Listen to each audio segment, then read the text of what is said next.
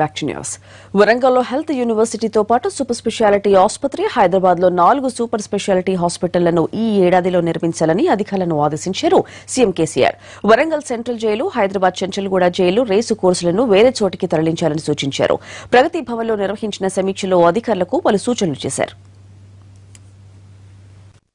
తెలంగాణలో ఆసుపత్రుల నిర్మాణానికి ఈ బడ్జెట్లో అవసరమైన నిధులు కేటాయించాలని సీఎం సూచించారు. జైళ్ల తరలింపు, ఆసుపత్రుల నిర్మాణంపై ఆయన అధికారులతో సమీక్ష నిర్వహించారు. వరంగల్లోని కేఎంసీ, దాన్ని ఆనుకునే ఉన్న సెంట్రల్ జైలు ప్రాంగణాన్ని కలుపుకుని హెల్త్ యూనివర్సిటీ, సూపర్ స్పెషాలిటీ ఆసుపత్రి, ప్రసూతి బ్లాక్ నిర్మించాలని అధికారులకు సూచించారు సీఎం. దీనికి సంబంధించి ప్రతిపాదనలు సిద్ధం చేయాలని ఆదేశించారు.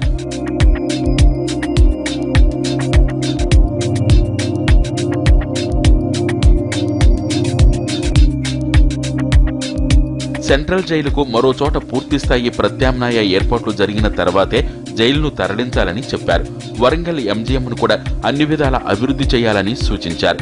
హైదరాబాద్ నగరంలో కొత్తగా 4 సూపర్ స్పెషాలిటీ ఆసుపత్రులు నిర్మించాలని, ఈ బడ్జెట్లోనే నిధులు కేటాయించాలని చెప్పారు. చెంచల్గూడ జైలును, రేస్ కోర్సును కూడా తరలించాలని, వాటి స్థానంలో రెసిడెన్షియల్ విద్యా సంస్థలతో పాటు ఇతర ప్రజోపయోగ నిర్మాణాలు చేపట్టాలని సీఎం ఆదేశించారు.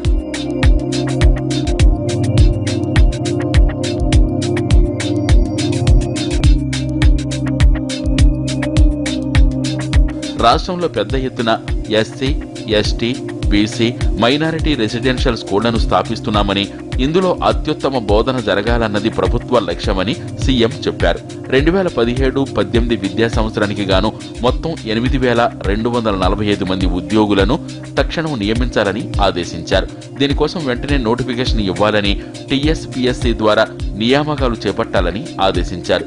SC, ST, BC, minority residentials కోసం శాశ్వత ప్రాతిపదికన ఉద్యోగులను నియమించడంతో పాటు భవనాలు కూడా నిర్మించాలని, ఇందుకు అనువైన స్థలాలను ఎంపిక చేయాలని అధికారులకు సీఎం సూచించారు. తెలంగాణ సీఎం కేసీఆర్ దళిత ప్రజా ప్రతినిధులతో రేపు సమావేశం కానున్నారు. అన్ని రాజకీయ పార్టీల ఎమ్మెల్సీ, ఎమ్మెల్యే, ఎంపీలను ఈ భేటీకి ఆహ్వానించారు. ఎస్సీ, ఎస్టీ సబ్ ప్లాన్ ప్రగతిపై చర్చించనున్నారు. కేంద్రం ప్లాన్, నాన్ ప్లాన్ బడ్జెట్ను రద్దు చేసిన నేపథ్యంలో ఈ సమావేశం నిర్వహిస్తున్నారు కేసీఆర్.